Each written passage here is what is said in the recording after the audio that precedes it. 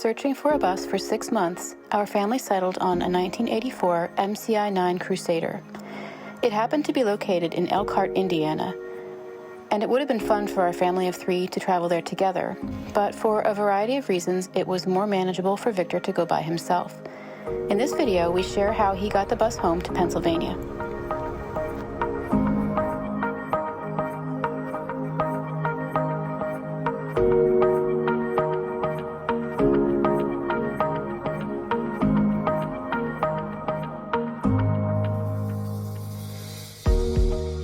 It was really a mixed bag of emotions for me to be back on a plane traveling after the last few years, really, of health issues and challenges and difficulties in our lives, including the pandemic and the shutdown and all that.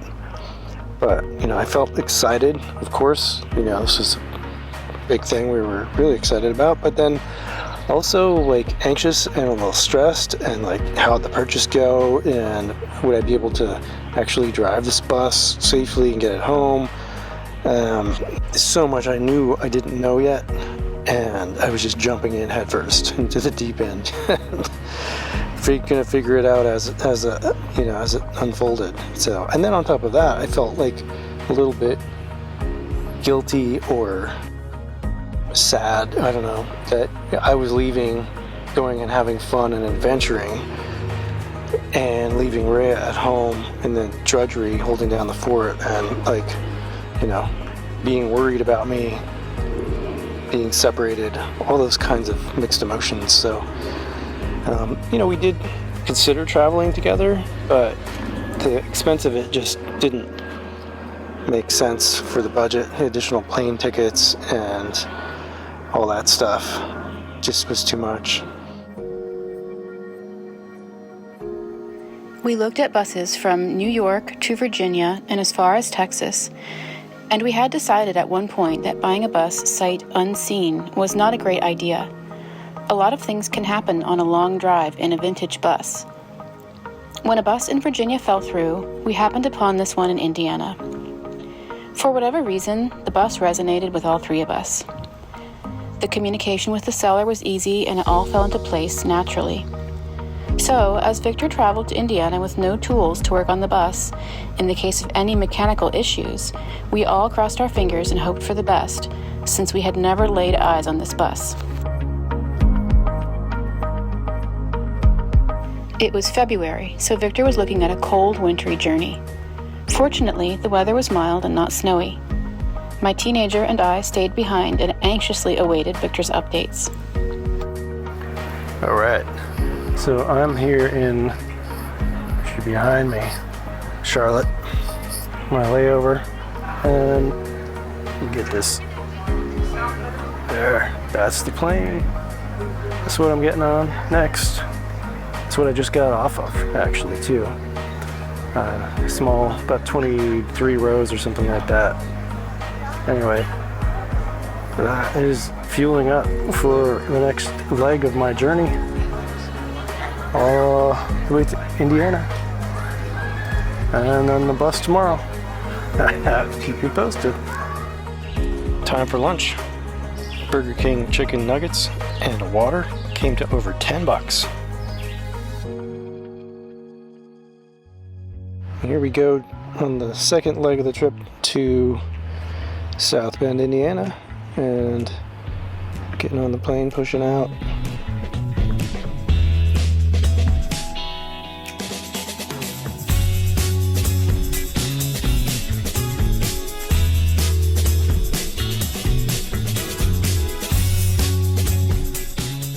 These planes didn't have any charging ports or outlets, so my phone was pretty much almost dead or close, low in battery when I got into the terminal, and I saw in the waiting area outlets, and so I chose to charge up my phone for a bit.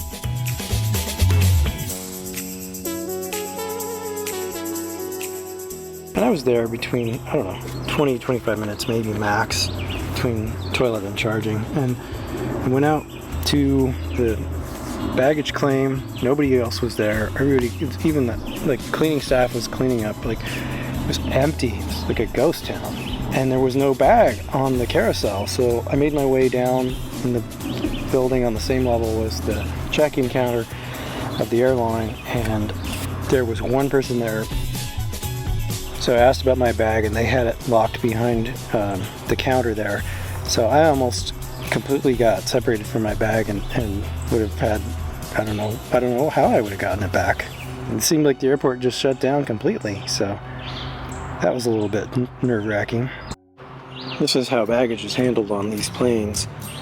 I had carry-on bags, but one of them had to be gate checked, and this is how they did it.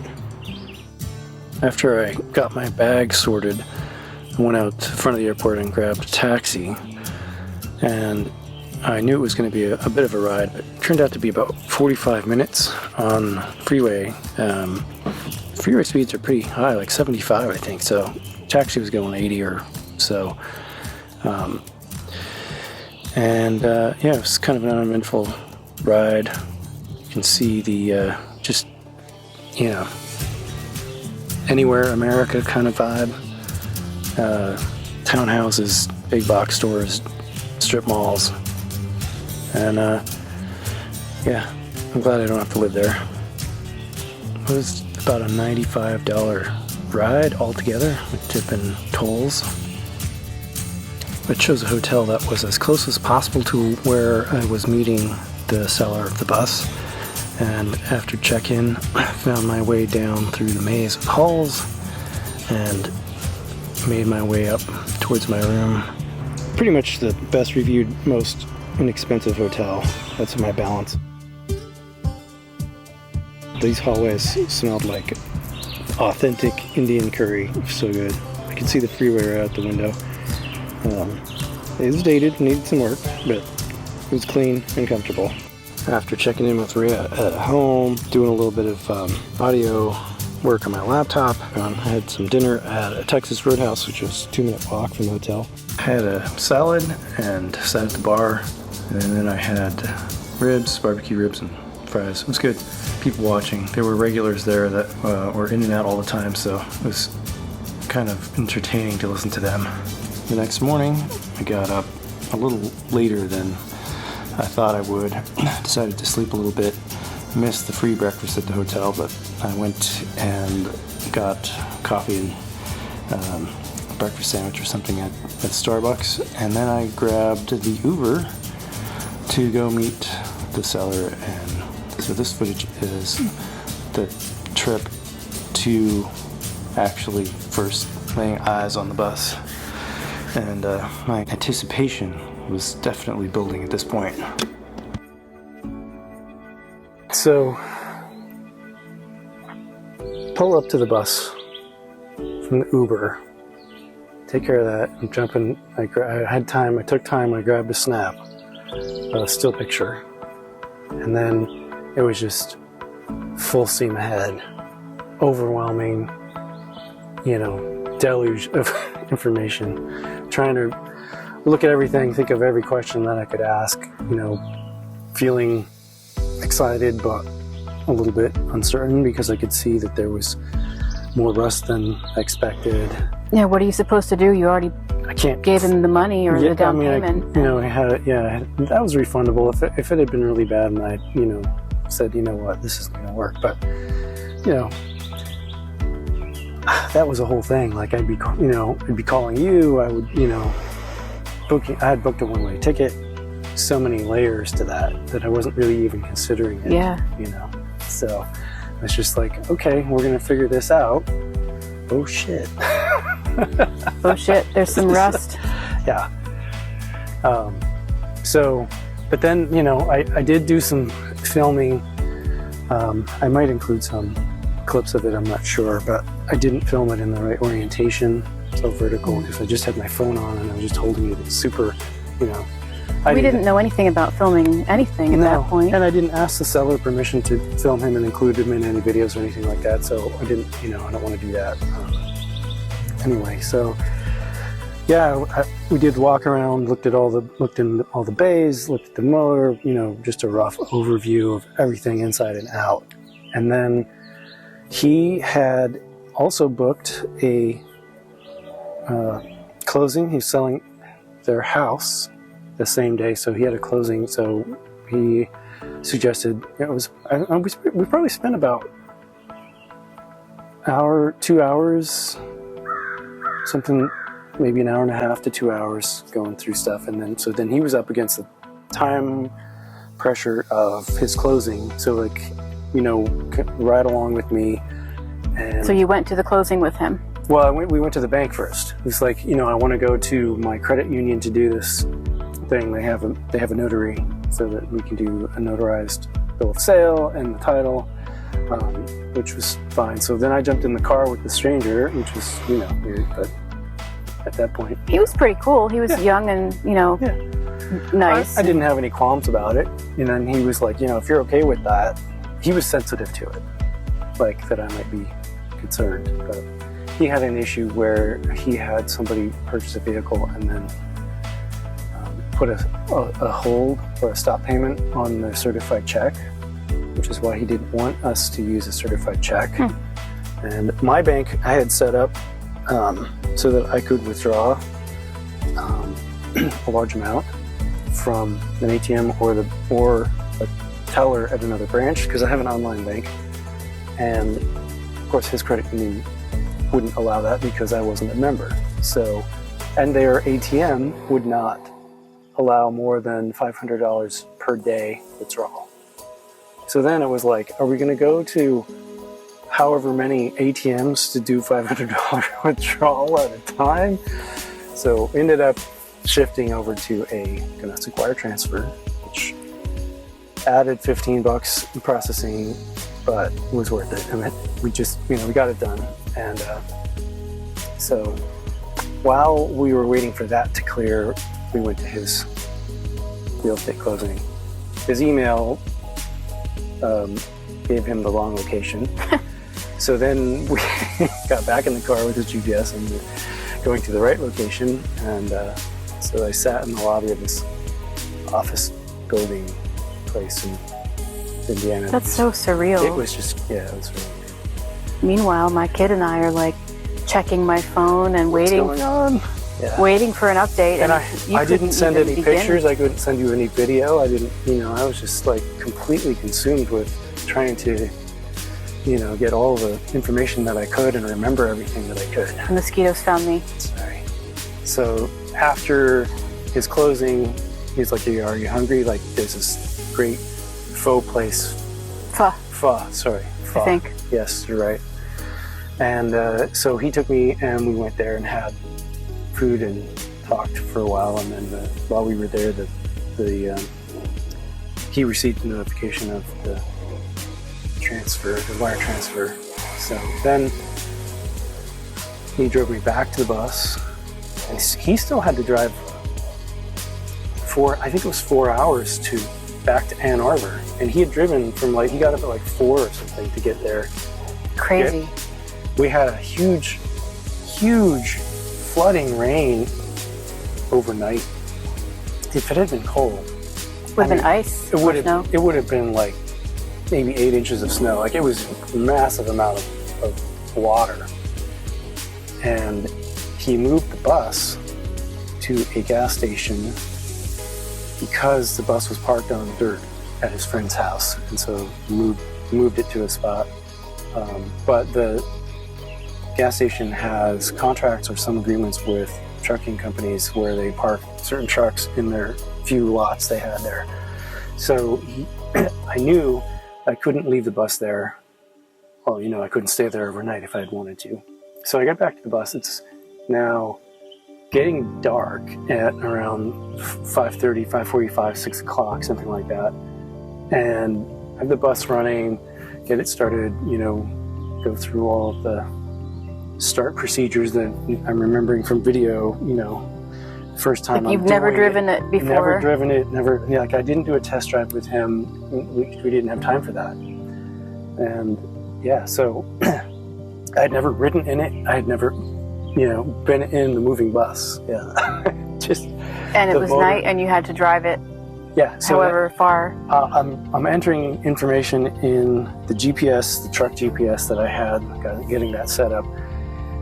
and suddenly there's a truck pulling up in front of me, giving me this like, come on, man, you're in my spot. Why aren't you moving? So I had to pull forward before I was even ready to. I pulled forward to a different part of the gas station and sat there, and then head out. And it was literally, my first drive was in the dark. Wow. Making turns, getting out of the gas station and stoplights, like. In the cold because you couldn't get the heat working. Yeah, the heat wasn't working over the road.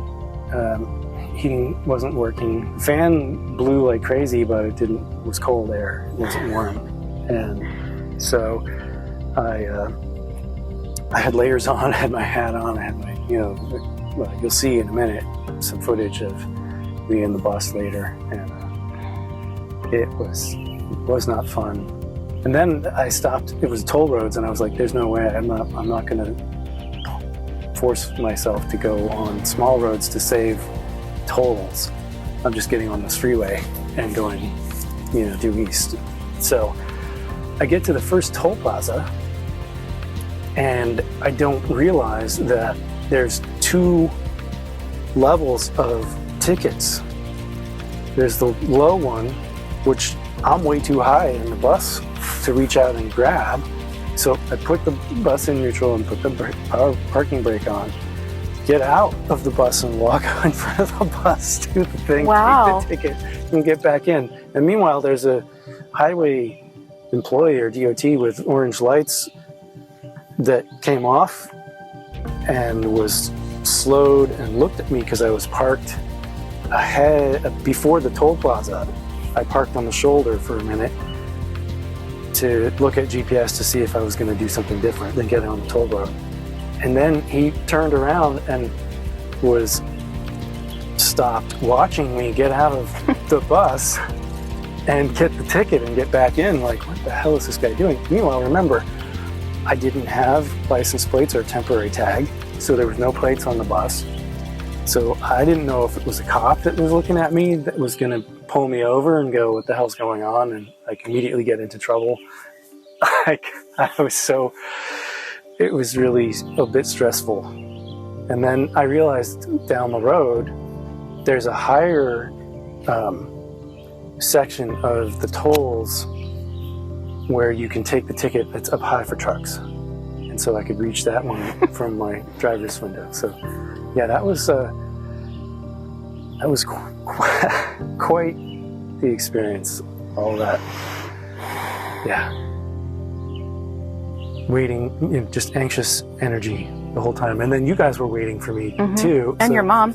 And yeah, keeping in touch with everybody, like, what's your going brother on? too in Germany. What's going on? What's happening? Even yeah, your brother right, in Germany exactly. was Yeah. like Messenger. messaging and waiting. Messenger, yeah. Everybody wanted to know. So I ended up heading out, and I ended up driving about 250 miles in the dark, just down the highway. It was kind of a good way to get my sort of legs under me with the bus because there wasn't as much traffic and straight, flat freeway, so I could just kind of go.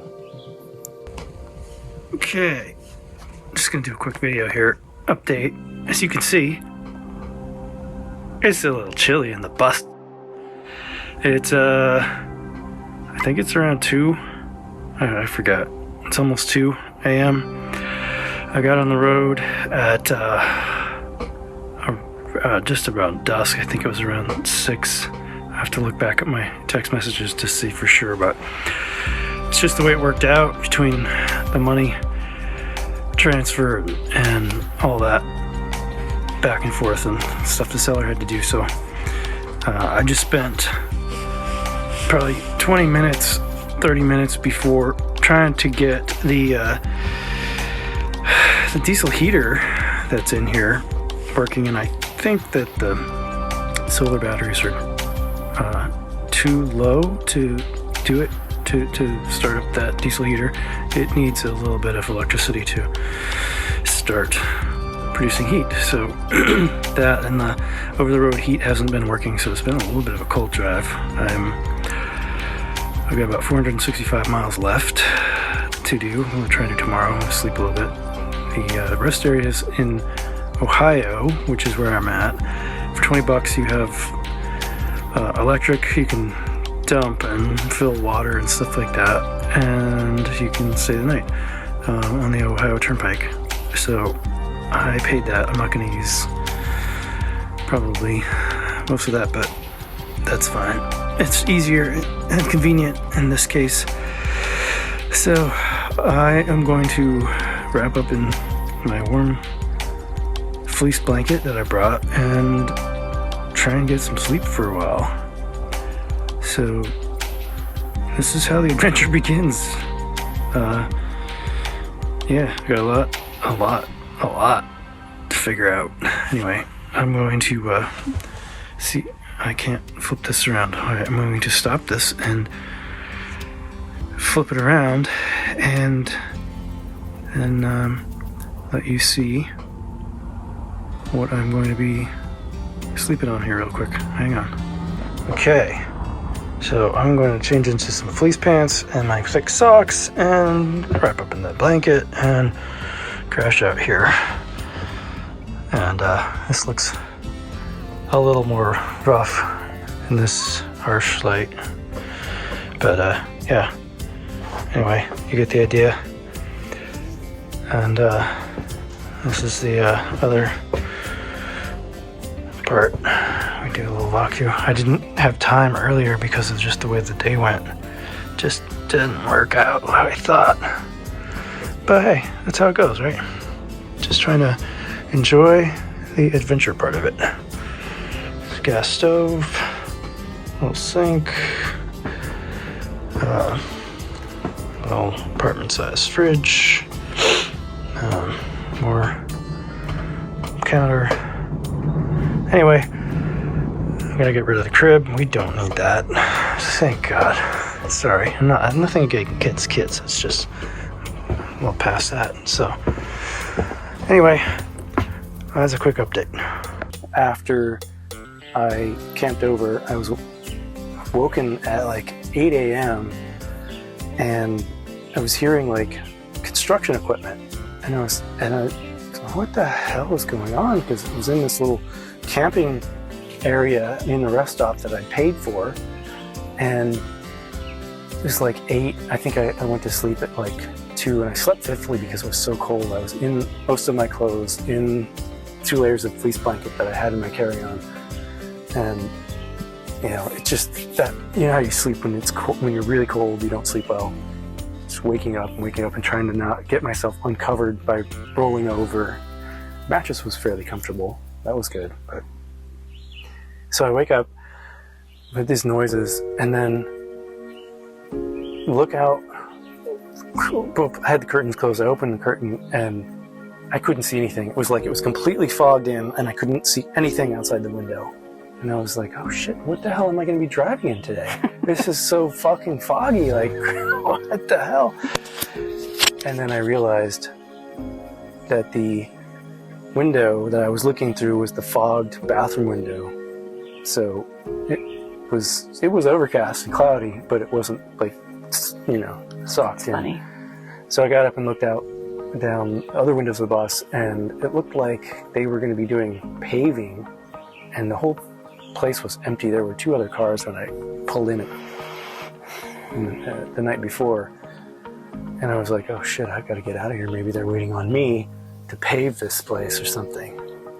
So I went up, got up and got rolling. I don't remember if I think I maybe just started it up and moved it out of there and let it warm up running while I went inside to get some coffee. And You got your pizza? I think I waited. I think I got coffee, and then down the road when I knew I needed fuel or something, you know, I stopped and got personal pizza. And I don't remember clearly if it was the first rest stop or not, but I just kind of got into a groove of drive 100 miles or a couple hours and then get in a rest stop and either get fuel or just pull in and let the bus run, check gauges in the back, check tires, walk around, you know, and then get coffee and get warmed up because it was so cold that sitting there, you know, driving, my feet actually got cold from just sitting there driving. It just doesn't sound very fun. It was not. And part of the trip, once I got into PA on 80, Pennsylvania. Yeah. We say PA here. PA. Anyway, there were parts of it that it's not super high passes, but there were some places where I had some climbs, and then there was ice out the window outside. So it could have been so much worse. It was really, great weather for February. Really mild, you know, in like I think the highs were probably in the 40s. Mm-hmm. So it was doable, but I was, you know, driving in my fleece and my hoodie and my hat and my gloves and everything. Oh yeah. Okay, he's coming up the driveway and we're going to try to catch it on video.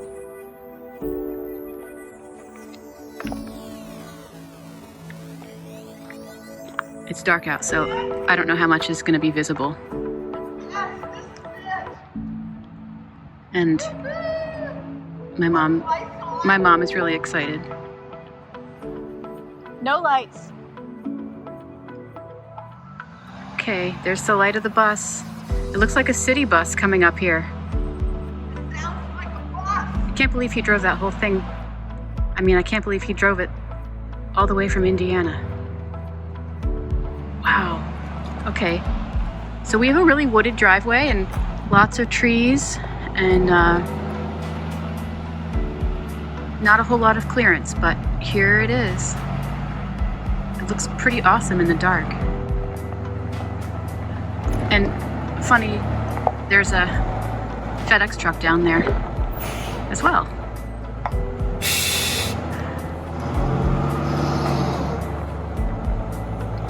There's a tree he's about to get really close to. Whoa. Okay, that's... Holy crap, there's a tree. And he just missed it.